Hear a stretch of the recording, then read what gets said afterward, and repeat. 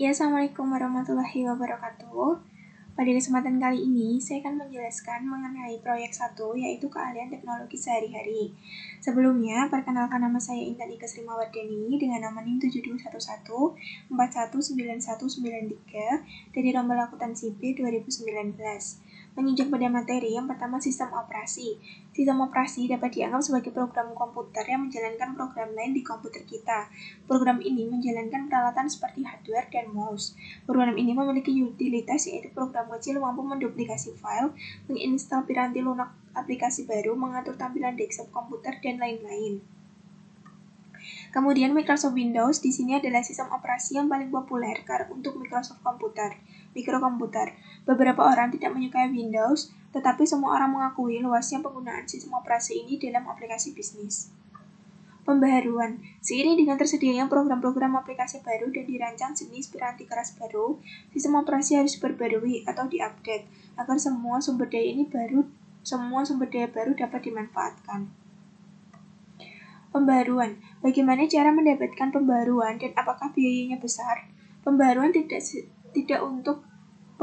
untuk sistem operasi tidak dikenai biaya dan bisa didapatkan dari situs web Microsoft itu sendiri. Pembaharuan otomatis menimbulkan dua permasalahan. Yang pertama, kebanyakan orang hanya memilih untuk memperbarui sistem operasi mereka dan menolak pembaruan sistem Microsoft Office. Yang kedua, akses internet kecepatan tinggi disarankan untuk mendapatkan pembaharuan. Jika kita tidak memiliki modem dial-up, kemungkinan waktu yang diperlukan untuk mengunduh atau memperbarui ke komputer cukup lama. Sistem operasi lain.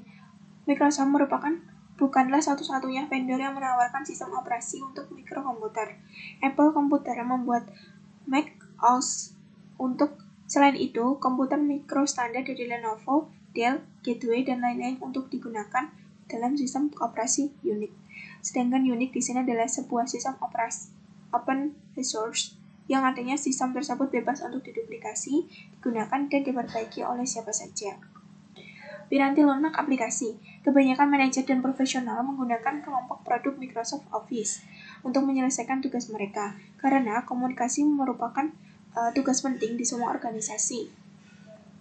Mengapa penting untuk kita menentukan versi piranti lunak aplikasi pada komputer kita? Karena versi yang berbeda dari aplikasi lunak yang sama seperti Microsoft Word bisa saja memiliki fitur yang berbeda. Sebagai contoh, Word 2003 itu berbeda dengan Word 2019. Salah satu alasan mengapa banyak organisasi besar berusaha untuk menstandarisasi piranti lunak aplikasi dan versinya adalah untuk meyakinkan agar semua orang di dalam organisasi tersebut mengerjakan dokumen yang bekerja sama dengan baik satu sama lain. Seperti halnya kita dapat memperbarui sistem operasi, kita juga dapat memperbarui aplikasi. Kunjungilah situs web Microsoft dan pilih Microsoft Update. Selain itu, dapat juga alternatif seperti kita mengklik perintah help diikuti dengan subperintah check for update. Kemudian ada melacak perubahan. Fitur track change telah disebutkan sejak awal. Lebih banyak manajer dan profesional bekerja dalam tim virtual di kantor yang berbeda pada zona waktu yang berbeda, dan mereka saling bertukar dokumen Word dan lembar kerja Excel.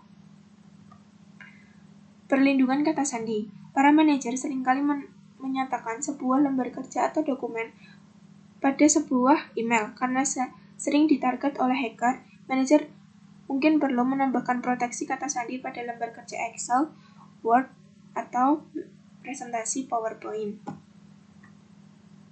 Kata sandi dapat diberitahukan kepada rekan kerja melalui telepon atau melalui cara lain selain itu.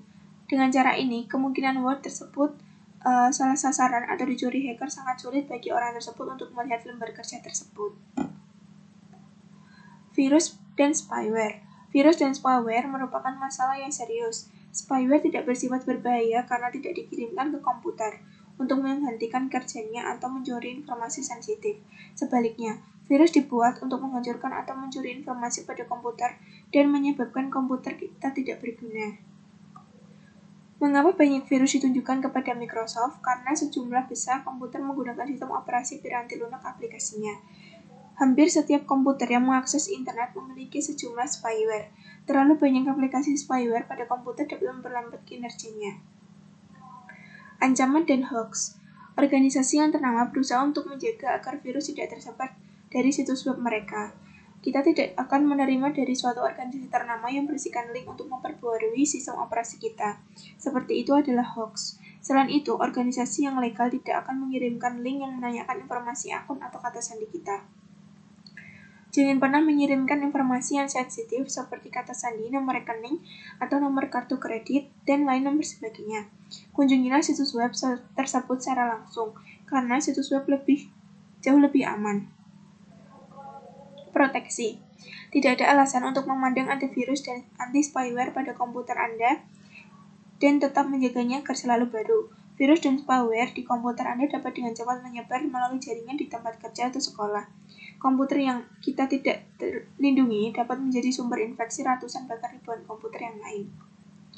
Kemudian di sini ada macam-macam proteksi. Yang pertama proteksi komersial dan ada juga proteksi gratis.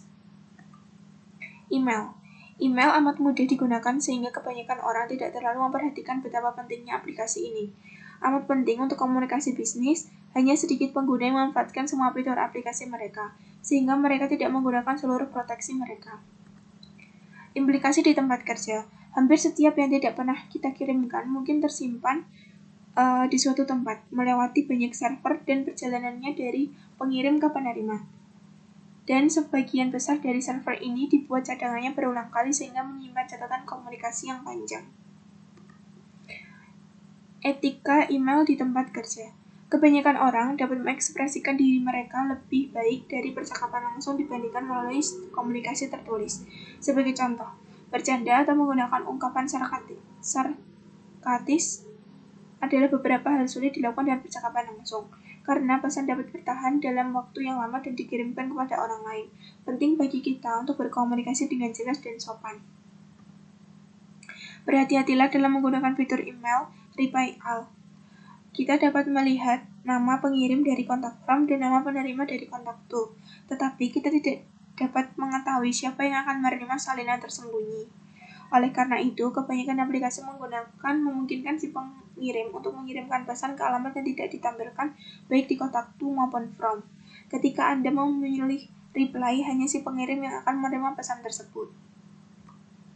Akun email pribadi. Kebanyakan orang biasanya berpikir bahwa jika mereka menggunakan email pribadi seperti AOL pada komputer mereka di tempat kerja, maka email yang akan mereka kirim dan terima akan bersifat pribadi. Ini tentu salah. Jika kita menggunakan sumber daya organisasi, piranti keras atau piranti lunak maupun jaringan komunikasi, maka organisasi tersebut berhak untuk mengawasi pesan email kita. Rangkuman. Setiap sistem operasi penting karena sistem ini adalah program yang menjalankan komputer kita. Setiap operasi harus sering diperbarui. Karena piranti keras baru terus dibuat, piranti lunak baru ditulis, dan hacker selalu berusaha untuk mengambil alih komputer kita. Kunjungilah web penyedia sistem operasi kita untuk mendapat pembaruan. Jangan pernah mempercayai yang berisikan link untuk memperbarui sistem operasi kita atau piranti lunak lain di komputer kita. Demikian yang dapat saya sampaikan, semoga bermanfaat untuk kita semua. Wabillahi taufiq wal hidayah. Wassalamualaikum warahmatullahi wabarakatuh. Terima kasih.